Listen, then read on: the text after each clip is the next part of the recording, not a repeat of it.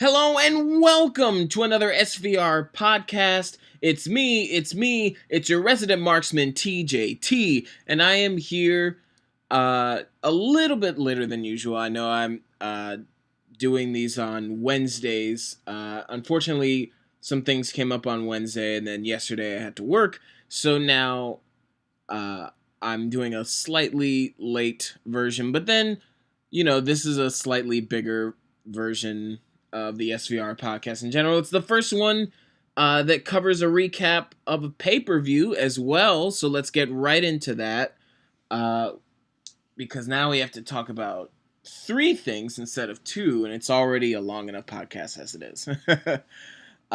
So, yes, Backlash. Overall, solid pay-per-view. There were a few missteps. I would not call it a perfect show by any stretch of the imagination, but for a first pay-per-view right out of the gate for SmackDown Live, it was good. It was good. Getting started right here, Apollo Crews versus Baron Corbin at the pre-show. Now, I came into this match a little late. I'm still getting used to what the schedule's like for watching pay-per-views. As I mentioned a while back, SummerSlam was actually the first pay-per-view I really was able to sit down and watch from beginning to end. I just recently got the WWE Network. So I was a little bit late into this match, but it didn't matter because this match was actually one of the better ones of the night. And this was on a night where we had a few good matches. So that's saying something. I thought the match was really good. At the time, I was sort of scratching my head as to why Apollo Crews is just kind of losing to everybody. I'm sort of now getting the feeling that maybe they're building some sort of angle. Maybe they've heard all the criticisms Crews has had about, all he does is smile, and maybe they're going to work that into a storyline. So, hey, I don't really know, but I thought the match was pretty good. The six-pack challenge for the SmackDown Women's Championship, I still think they should have got some other name. So, because it's especially this one. This is, I think this and the tag team titles, those names are kind of long. The SmackDown Live Women's Championship is just kind of really long. So I don't know. Maybe they should have come up with something. I can't really think of anything, but then again, I don't get paid to. Nobody pays me to do anything. Wrestling related, I wish. So the six-pack challenge, it was, again, it was good. I will say it was solid. It kept me interested. The action could have been a little bit smoother, and this is kind of just something I've had a little bit of a criticism on for basically the entire SmackDown Live roster ever since the draft. Excuse me. Ever since the draft, I don't know. The SmackDown Live roster hasn't really gotten going for me. Maybe that's going to change. I really hope it's going to change. Especially now that, and we'll get to this when we cover SmackDown at the end, with Becky Lynch's new number one contender in Alexa Bliss. That's a pairing that is not predictable, and I'm really interested to see. And so this frees up, now they can play out the Carmella, Nikki Bella storyline. They could possibly have a Naomi and Natalya storyline. Who knows what Eva Marie's gonna do when she comes back? Maybe she'll be a valet. Since there's kind of an odd number, or maybe they'll have a triple threat kind of thing, but with her gimmick, I don't really know. But the match itself was fine. I thought they made a really smart decision in having Becky as the first, because there is something to be said about the first SmackDown Women's Champion. So, I don't know, I think maybe put it on some newer blood and Becky Lynch, somebody that you're really gonna ride her momentum for a while. She's really the face of that SmackDown women's division. The little girls love her, and I don't know. I don't really have a lot of bad to say about it. I mean, there were a few kind of missteps, as I alluded to. maybe a botch or a near botch here and there. There was also a thing of they kept breaking up pinfalls and submissions, which everyone rightfully was pointing out, hey, this isn't that kind of match. You can definitely let people get eliminated. It would serve you to let them get eliminated. So, in just the structuring of the match, there was that little hiccup, but other than that, it was fine. Nothing too special or out of the ordinary there. It was a nice feel-good moment at the end with Becky. Moving on to the Hype Bros versus the Usos. I think they could have done something a little bit more than the Usos. Like, I get that you can't really have high-energy heels. Well, I mean, then again, there's nobody says that you can't. I'm sure we've had a high-flying heel at some point. Pretty sure Eddie Guerrero was somewhat of a high-flying heel, or if there is one really obvious one that I'm blanking on, then I'm just kind of blanking on it at this moment. But I feel like Jimmy and Jay should have a little bit more swagger and charisma than this. It feels like they're just like so slow now, you know? That slow walk to the ring, and they can still have a little bit of energy. They can get some energy from pissing off the fans that have pissed on their matches. But I don't know. And especially, but maybe they did it more so because of the contrast with the Hype Bros and then later on with Slater and Rhino. But this match, as well as the one with Slater and Rhino, I don't know. There wasn't a lot of momentum going in on this for whatever reason. Which is weird, which is weird because they should have had all the momentum in the world coming off this heel turn. But when it came time for the match, for whatever reason, I just wasn't really that into it. Both this one and the Heath Slater Rhino match were kind of by the numbers. Maybe if there was some sort of stipulation or something, I don't know. But it was just sort of average to me. And then we've got The Miz versus Dolph Ziggler for the Intercontinental Championship. This is where the show really picked up. This was, if not the match of the night, then very close second. This was just an old school wrestling match. Dolph played the face. Miz played the heel like a champion. Oh my goodness, to a T. He was so good in this match. And he has been good for a while. It really shows why they kept the title on him as long as they have been. And, you know, there really isn't a lot to say about this match. Even the finish, for as much as we kind of, you know, bitch and moan about these screwy finishes, it fits here. And yeah, I really have nothing bad to say about this at all. However, the next match, I definitely have something bad to say. I have a lot of bad things to say about this. So apparently Randy Orton wasn't cleared for the match. Which maybe this is kind of wrong for me to think this, but my first thought was, isn't this like a professional company? Shouldn't this not really happen to you? You know, big, bad WWE? Like, you're supposed to be so official. You're the main event. Like, you're the promised land. And really? The day of you found out he couldn't compete? Shouldn't you have been tracking this? If he wasn't medically cleared to compete since SummerSlam, should you have been, I don't know, keeping tabs on that, especially with such a high-profile match? This match was so heavily advertised. And then to learn day of that, oh yeah, that's right, one of the guys can't do it.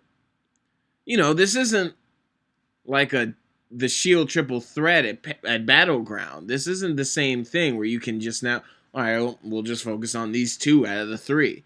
No, it really, really, really messes things up when half of the opponents in a marquee match can't compete.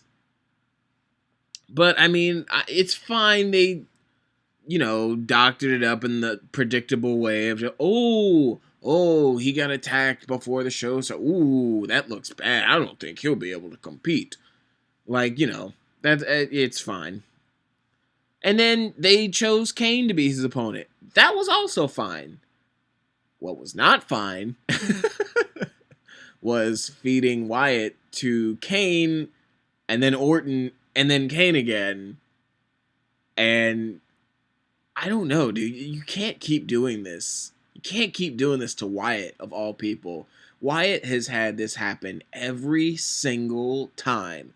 I can't remember one high-profile match that he won, no shenanigans, clean in the middle of the ring.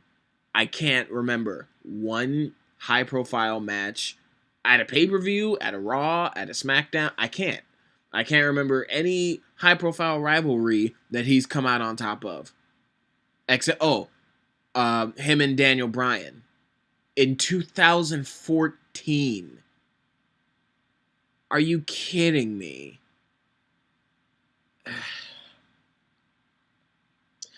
But I'm not going to get hung up on it. If I want to rant about it, I'll just make another shooting range podcast. We move on to the Usos versus Heath Slater and Rhino, and for me, this was way too predictable. It was way too predictable to be invested in. It was just another kind of run-of-the-mill tag team match. Not to say that I wasn't happy with the outcome. I thought it was a great outcome. I predicted the outcome. I knew the outcome was going to happen. I thought it was going to happen due to American Alpha's interference, but alright, fine. I mean, a clean victory is a clean victory, so can't be too mad about it. And then we have Ambrose versus Styles, and of course this match was great. We all knew this match was going to be great. I predicted this match was going to be great. It was great. The right man won. Again, there's really not a lot you could say about this one, so I'm just going to move right on to Raw.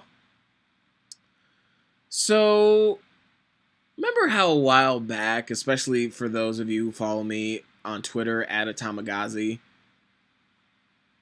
remember a while ago, you know what? I think it was last week on SmackDown when they started the show with the Women's Championship, and every single woman that was going for that championship decided to waltz down to the ring and cut a promo. And then they, got interrupted by another woman that made her way down and got into the ring and cut a promo. And then, there's another woman that, and you see what I mean. I can't stand. I can't stand these multi-person promos where everyone gets interrupted or everyone's just going on and on about things that we don't care about or we've heard a million times about. I want the championship. I want the championship. I want the championship. Like, okay, we get it. It's one of the most tired cliches in WWE that it just can't go away for some reason. I don't know why. There's no way to fix it or revolutionize it or anything. But I digress. There were many women in the ring. And don't assume it's just women. It just happens to be women these last two times. It's usually the men that do this. When it's like the Money in the Bank ladder match and everyone decides to come and say why they're going to win and they're not going to, show any mercy or take any prisoners or there's going to be no friends, blah, blah, blah, blah, blah, blah, blah. So Mick Foley and all the women are in the ring. And then, the promo I was in and out because nothing new really happened up until Dana Brooke slapped Charlotte to an actually a decent pop. To a decent pop. I was surprised. But then I think that more so shows how good a heel Charlotte is rather than how good of a face Dana Brooke is. Because she's not. I like the little tension between between Sasha and Bayley. That's going to keep happening, the whole Charlotte-Sasha thing. They're really similar names. I like the tension starting between Sasha and Bayley. I want to keep it tension. And they did a good job after this match I'm about to talk about, with Bayley going to Twitter and congratulating Sasha and then saying, "But watch out, when you win that title, I'm coming back after you." Like, I like that it doesn't always have to be, oh, you have to be a face to feud with a heel, or you have to be a heel to feud with a face. Sometimes faces can be at odds. Sometimes heels can be at odds. Just because you're on the same side doesn't mean that if anything, it's great to see animosity between faces. It's always great. Because, just because you're on the side of good doesn't mean that you're still not in competition, because you are. So it makes sense, and I liked it. The match itself was pretty good. Nothing to write home about. I have a feeling that maybe they're going to work something with that finish. It seemed a little deliberate, that specific roll-up. I think matches have ended before like that they review the film and go, wait a minute, both of their shoulders were down. It's a draw. Oh, we need to have a rematch, that kind of thing. But I'm kind of hoping they don't really do that this time, just because, in my opinion, we shouldn't have got this match in the first place. I mean, not the way that it was, because, if anything, it probably should have been a tag team match. But Charlotte versus Sasha has been announced. It's been advertised. Also, Sasha has a rematch clause because she was champion. I don't understand. And I'm going to touch back on this when I get to SmackDown, but does nobody care about rematch clauses? What? Because that used to definitely be a thing, and now it's what? Is that not a thing anymore? Maybe it's not, but then it's kind of weird because it did used to be a thing. Then we have Bo Dallas versus Random Jobber. It's a squash match. There's really not that much to there's really not much to talk about with that. Now, here's where, unfortunately, I did have to stop watching Raw. Some stuff came up in my personal life. This week has been kind of rough on me for various reasons, but this is where I kind of stopped watching Raw, but I can still, look at the results and things like that. We had the highlight feel. Oh, the memes.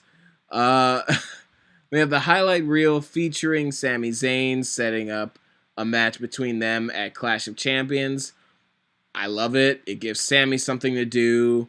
He'll probably go over Jericho. And yeah, the match is gonna be great. We were reminded with the match he had with Rollins, that Jericho had with Rollins just last week, that, hey, don't sleep on Jericho. Jericho is an old veteran, and he can still go. And Sami Zayn just had a phenomenal match with Kevin Owens not too long ago. Hey, Sami can put on multiple Match of the Year candidate matches with a lot of people. So, you know what? I actually did have a random thought not the other day. I think earlier today, actually, of how I would like to see a program, if not for the U.S. title, for the number one contendership for a U.S. title, just because again, like I mentioned in a previous podcast, I like when there are number one contendership matches and being a number one contender actually means something and things like that. I would love to see Sami Zayn versus Roman Reigns, and to not have the shoot to the moon Roman Reigns, but to have like, okay, he's definitely in the upper mid card and can lose sometimes, Roman Reigns, that we had recently. Not as much, but we got a little bit of a taste of it, especially the night after the draft. The first Raw after the draft, when they had those two fatal four ways for the number one contendership, which Finn ultimately won, and Roman lost clean in the ring, like that kind of stuff. I would love to see Reigns and Zayn like trading wins and having a legitimate feud for either the U.S. title or for number one contendership for the title. But I digress. One can only hope. Cesaro versus Sheamus. Again, I didn't see it, but what else can you say? I mean, we are now seeing the two same guys fight the same match over and over and over again. I mean, look, they're both good workers. I'm not taking anything against them. I'm not taking anything away from them. But, I mean, you can only see that same match so many times with so many little tiny tweaks. Unless you start adding like stipulations or something and you free yourself up to a lot more options, it can only go a few certain ways. So yeah, Cesaro won, which of course he did, because that's the storyline. And honestly, it's a match I'm not really sorry I lost. I missed, I should say. Alicia Fox versus Nia Jax. From what I heard, this match was very intense and very physical, which it needed to be. And it gives Nia some momentum against an actual, like, credible opponent, which I've been asking for. So that's good as well. The New Day versus the Club. I don't know why we're seeing this match, honestly. It's like there are other tag teams. There are other tag teams. We could have seen New Day versus the Shining Stars, and we could have seen the Club versus Enzo and Cass. But for some reason, we had to see this, which is the pay-per-view match on free TV, which, new era, same old shit. Like,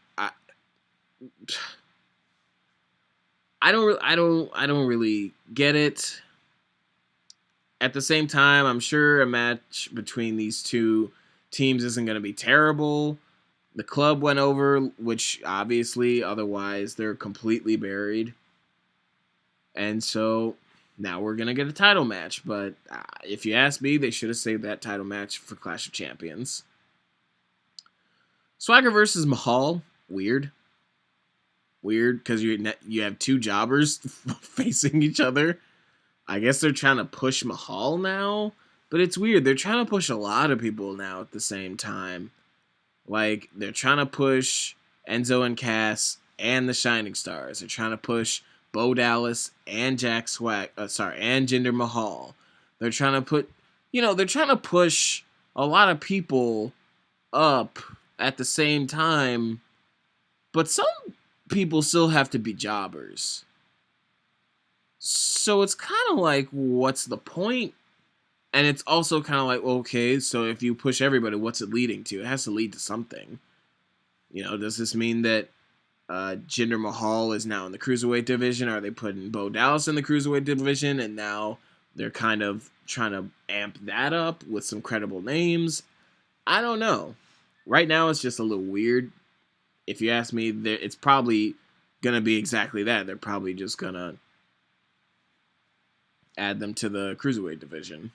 So, Endo Amore versus Epico. I don't even have to watch this match to know it. I mean, Enzo has never really impressed me in the ring. Big Cass has actually impressed me in the ring. And that's difficult for somebody of Cass's stature to do with somebody like me, because I'm going to doubt. I'm going to doubt that he can do it. But you know what? He sells well. He doesn't look lost. He looks like he belongs. And this is just from like the Fatal 4-Way for the Universal Championship a couple weeks back. Like, he looked like he belonged in that main event. That main event made him look like $1 million. Enzo, on the other hand, still has some convincing to do for me. And then we have Roman Reigns versus Kevin Owens. Now, I actually I was able to come back for the tail end of this match. I am probably going to make that Shooting Range podcast on Roman Reigns in one way or another. Whether it be all-encompassing thing or if it's just focusing specifically on Roman Reigns, but this man does not deserve hate. He does not. He does not. If you want to hate the push, hate the push. If you want to hate the booking, hate the booking. You cannot hate Roman Reigns anymore because he has put on so many good matches at this point. And now he's starting to do it kind of regularly. He did it this week. He did it during that aforementioned Fatal 4-Way. He was a part of it, at least. He did it the week before SummerSlam against Rusev. I mean, Roman Reigns is good, okay? And not everyone has to be flying all around. Not everyone has to have this big bag of tricks like somebody like AJ Styles has, which he has accumulated from a long career. I mean, you guys have to realize that Roman Reigns is still not fresh as a daisy, but it's not like he's been doing this for 10 plus years, man. He's been doing this for, I don't know, maybe less than 5? I want to say the Shield came in 2013. He was maybe wrestling not too long before that, so maybe around 5 years he's been wrestling. But I mean, he has something else down, and it's basically equivalent to John Cena. Now, John Cena eventually was allowed by WWE to expand his arsenal and do a few more riskier moves and some flashier moves to keep up with the caliber of opponents that he was facing on a weekly basis. He was facing guys like Sami Zayn and Neville and Rusev and people who were kind of more diverse and different from what he was used to facing, and they let him open up his arsenal a little bit and add some more moves. Roman Reigns, on the other hand, is still kind of handcuffed to being Roman Reigns. He has to be the explosive big guy that the front office wants him to be. But even still, Roman Reigns as a wrestler is getting responses from audiences. Now, you could say it's the other guy carrying him, but is it really every single time? Is it every single time? No, I don't think so. It takes 2 to tango. Now, once in a while, a wrestler may get carried in a match. You could argue that his SummerSlam 2015 to 14, maybe, when the Shield had recently broke up, and he had that SummerSlam match with Randy Orton, a lot of people said he got carried. Okay, fair. It was his first, real big, singles match after the Shield broke up. Fine. But it's been a long time since that. I don't think he's getting carried anymore. And, like I said, recently, he's been consistently knocking out great, edge-of-your-seat, nail-biting matches on Raws. He also had the Battleground pay-per-view, and Before that, he was facing AJ Styles at Extreme Rules and Payback and things like that. But still, are you serious? Roman Reigns does not deserve to be booed. Roman Reigns does not deserve to be booed. Roman Reigns does not deserve to be booed. He's done nothing. He's done nothing but work his butt off recently. And I'm real close to just making a whole separate video about that. So, I'm going to move on. Again, also, I called it. I'm going to say it literally every time I predict something accurately. Excuse me, completely, accurately, 100% called the Rusev run-in. Everyone was freaking out. Oh my God, they're going to put Roman Reigns in the main event. Oh my God, I can't believe, why is he back in the title picture? I'm like, he's not in the title picture. Calm down. Just because you have a title match doesn't mean you're in the title picture. It doesn't. It does not. Hence, Big Cass. Big Cass was put in a title match. That doesn't mean he's in the title picture.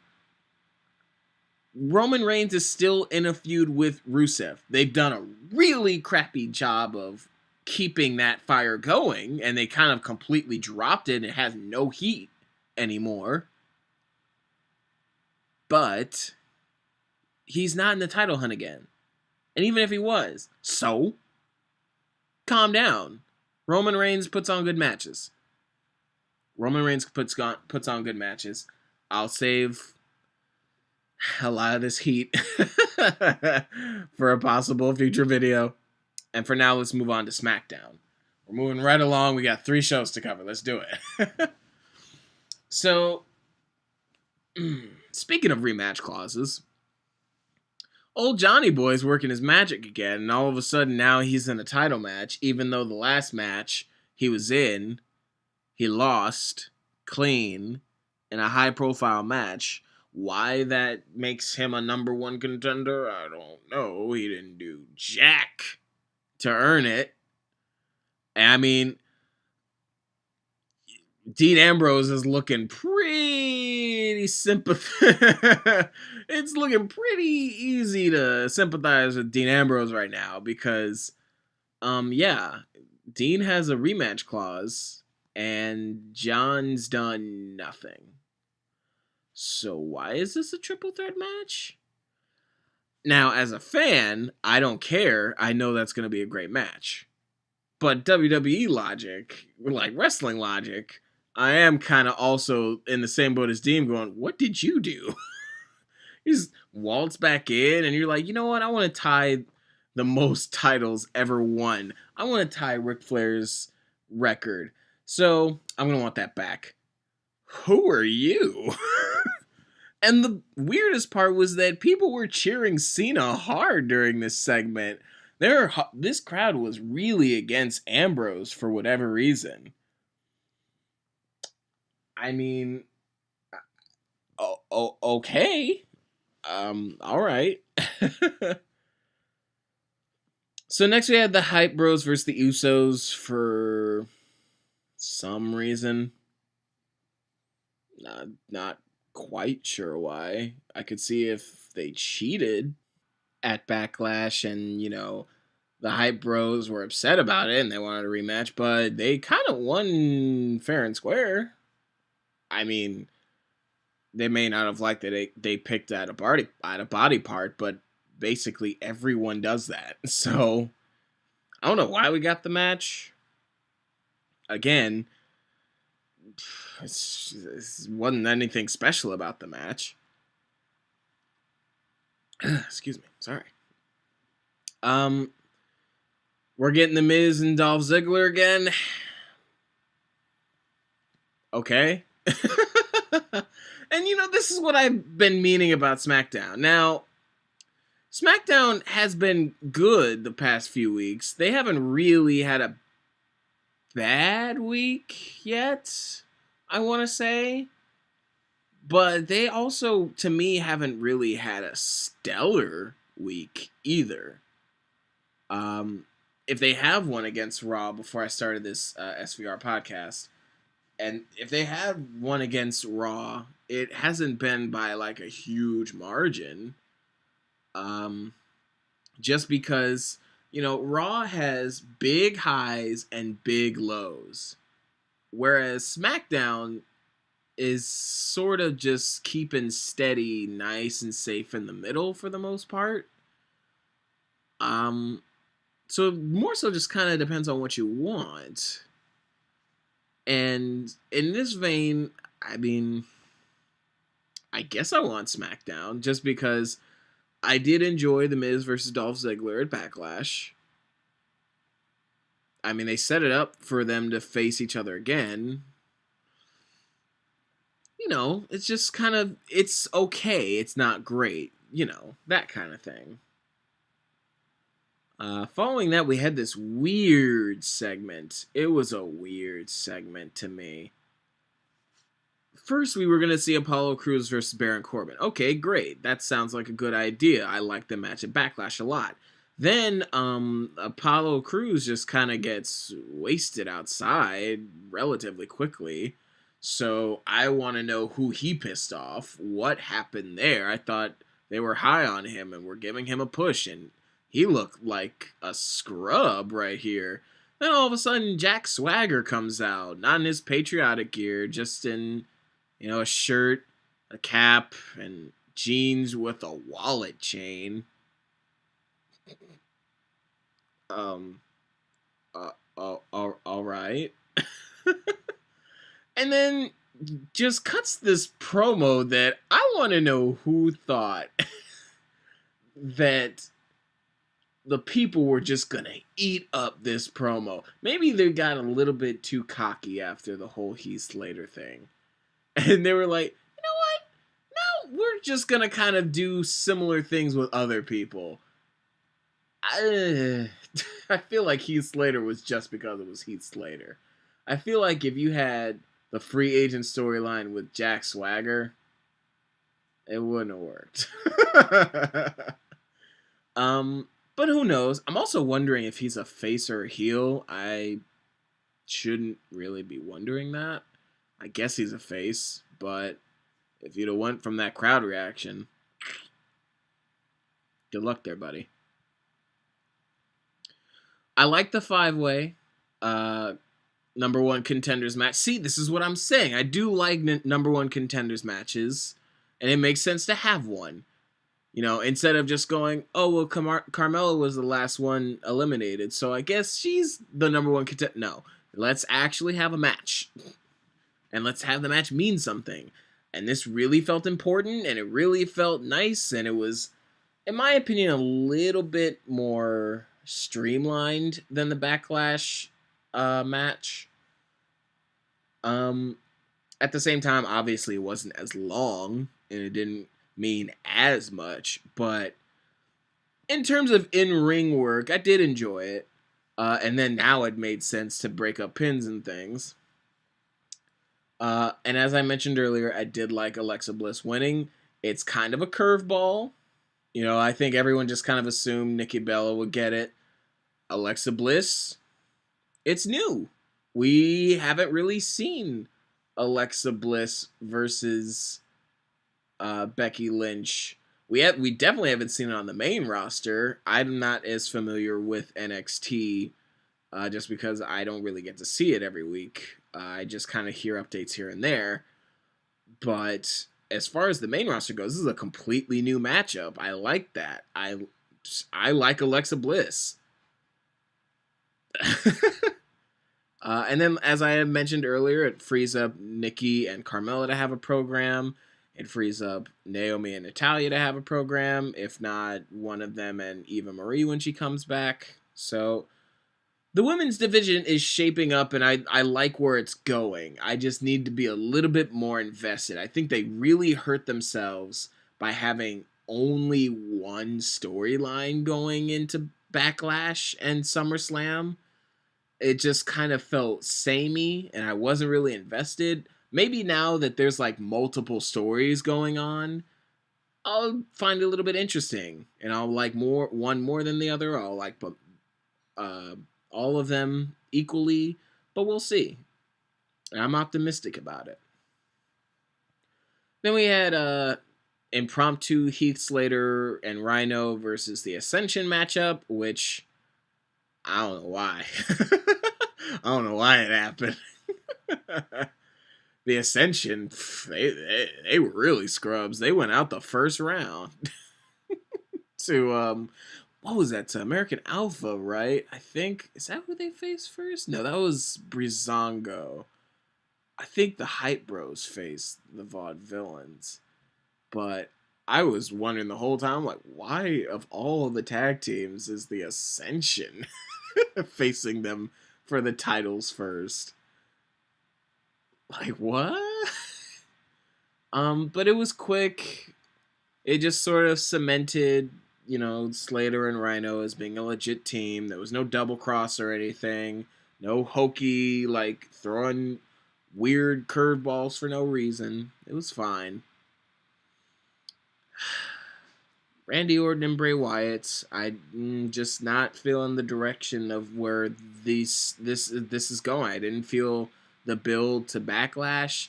I obviously didn't like what happened at Backlash. And now Rowan again? But he left. Why is he back? There's no explanation. There's no... Well, I mean, they're probably going to explain it next week. Fine, that's all well and good.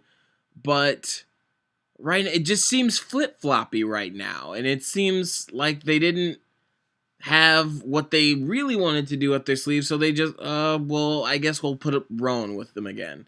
Or they made the decision to split them up and then eventually were like, no, maybe we want them back together. So they rejoined them again. And you can't, come on, guys, you can't do this. You can't do this. What if you did that during the Attitude Era? What if you did that during some of the biggest angles that in WWE history? You can't do that. You have to make a plan, stick to it. That's the only way you're going to make credible, legitimate, mainstream stars, is if you get behind them and you push them to the moon and you believe in them. And, I mean, that can happen in different ways, and it can look different, but... Again, I could do a whole video about this one thing, but I'm just going to move on. I like the tag match, and I thought it was a great... They got some good backstage segments with AJ out of it. They're really running a risk of having AJ be a little bit too likable because they're hardcore cheering for AJ. Maybe there's going to be some sort of turn. I don't think have we ever seen a double turn at a triple threat? That might actually be pretty interesting. To sort of have another like kind of variable in that you have this thing between AJ and Dean where they're sort of switching roles, but then you have Cena as the constant, and maybe he's reacting to some of this stuff, or I don't know, maybe it just happens the night after, but I would be kind of interested in that. I feel like it's sort of becoming an inevitability because the crowd is kind of turning on Ambrose and really liking AJ. So as great as his heel run is as of right now, I mean, I don't know. You could kind of go against the crowd, but you can only do that for so long before it comes the big elephant in the room like it is with Roman Reigns. I liked The Miz running in and being Styles' partner. It made sense. It was something that I didn't really call until right before it happened, sort of. And I was like, oh, you know what? That does make sense. Or I think it was more so like, you know who they could put? They could put The Miz with him. But I think I had thought he had already had a match, so I kind of ruled it out. And then they did it, and I was like, that makes sense. And it's something I didn't really fully predict. It was just kind of sort of a fleeting thought. And then all of a sudden, oh my God, they actually did it. So... I think, the clear winner, what with Backlash and this week's episode, the clear winner of SmackDown versus Raw this week is SmackDown Live. Right now, there just isn't a lot of great things going on with Raw to compete with the consistency of SmackDown Live. Um, the Raw tends to have really nice peaks, and they have really good matches, especially when they close out the show, and they have good angles to make you turn into next week. And some people will argue that they don't need 3 hours. No. Watch those cruiserweights get here, and they're gonna need the 3 hours. Don't worry, they will not. The other thing is they need more women. Is because right now Raw's women's division is also not worthy of 3 hours. SmackDown has enough women to kind of keep things interesting in just 2 hours. They have 7 women for the 2 hours, so you can have at least 2 or 3 storylines going on at a time. There's one storyline with the entire women's division on Raw, and that needs to change. And when Paige gets healthy, when Emma gets back, when Nia Jax starts mingling in with the main players, and when Alicia Fox also does that, then we'll have something to talk about. But with that women's division, with the cruiserweights now coming in, and all the other stuff Raw's trying to do, don't worry. The 3 hours will be needed. I'm kind of, wanting SmackDown to be a little bit longer just because they have all this talent and they can't really have long, lengthy matches unless they kind of see the talent that we want to see. The talent that we want to see. That we want to see. We want to see. We want to see. Cruz. Apollo Crews. But, nevertheless, SmackDown has won this week. Tune in next week. Hopefully, I'll be back on track next Wednesday. If this sort of thing happens again, I may just shift it back to Friday, even if I can get it done quicker. Then I won't have to suffer being late again. But as far as I know, as of this moment right now, the SVR podcast will still be next Wednesday. You can still expect a Sunday Smack Talk this coming Sunday. And until next time, I'm your resident marksman, your professional psychopath, #WWE champion, TJT, and I'll see you guys soon.